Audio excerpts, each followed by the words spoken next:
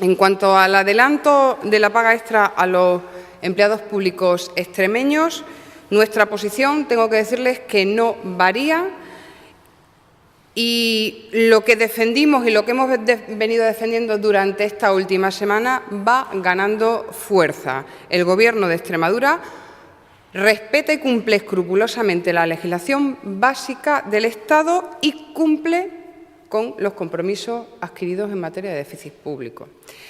Y hemos remarcado en todas nuestras manifestaciones la lealtad al Gobierno de España, una lealtad que es plena y que seguimos defendiendo desde el Gobierno de Extremadura. El Gobierno de Extremadura lo que hace es adelantar la paga de junio de 2013 a enero de 2013. Por lo tanto, no hay ninguna imputación de paga en 2012, que es uno de los requisitos que se exigían.